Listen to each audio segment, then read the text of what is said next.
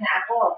Pero nawala daw na gano'n. So, ang ginawa ko, bawat yung mga ka-group ko, halimbawa yung mga ka-group ko dati sa Ohio, sinabihan ko kung pwede i-post nyo na pagka meron akong business offer na binigay, hindi ako yon, yung hacker yon. Tapos yung mga dating kasama ko sa Pilipinas, may inutusan din ako na gano'n. Kasi even mga pamangkin ng mister ko, yun, nagtataka daw sila na may offer na ganito, ganito. Tapos sabi gano'n, sabi niya, sige na, promise. Ngayon, nagduda daw sila, promise. Kasi daw si Tita Ayon, hindi nagsasabi ng gano'n na promise. Tapos bus daw ng bus.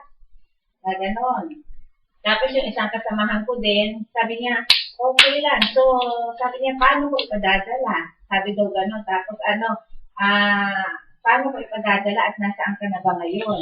O gano'n. Kaya, tinawagan ko yung kapatid yung nadali. Kasi kumari ko yung nadali sa Pilipinas may isang nadali talaga na gano'n. Sabi ko kung pwede, tawagan niya yung president na association namin at i-notify niya lahat na kung meron man silang maka-receive na message coming from me, sabi ko gano'n na nag-o-offer ng business, ignore nila yun. Sabi ko gano'n.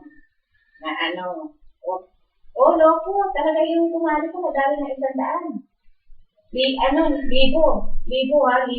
Mapera pa naman talaga yun na tapos yung pamangkin din ni Henry, sabi daw niya gano'n. Yung pamangkin ni Henry na sabi niya gano'n, hindi siya kasi makaano sa akin, nag-text siya dito sa anak ko. Sabi niya, tell your mommy that I was chat. Yung sabi niya na nag-chat daw kami, and then pinalipat ko siya sa YM at doon kami mag-usap, doon kami mag-chat. Tapos kinukumbinsi ko daw siya na mag-invest ng 50,000 sa prepaid. Na gano'n. Pero it seems, sabi niya gano'n, parang hindi si mami mo yon kasi sabi niya gano'n, nakalagay daw doon sa account ko doon, may nakalagay na parang halimbawa, pangalan ko, Rosario Bufaya, and then close in parenthesis, beautifulpinay.com.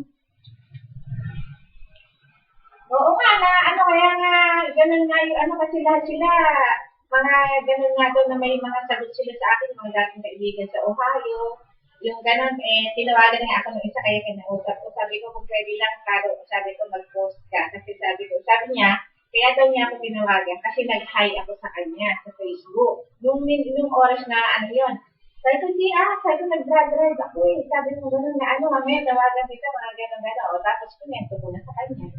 So, nagpalagay din ako sa kanya ng so yung mga kabatch ko din dati sa School of Nursing, yung parang pinaka-president namin sa association namin, sabi ko kung pwede, maglagay ka rin ng papala na ganito ang nangyari sa account ko, sabi ko gano'n.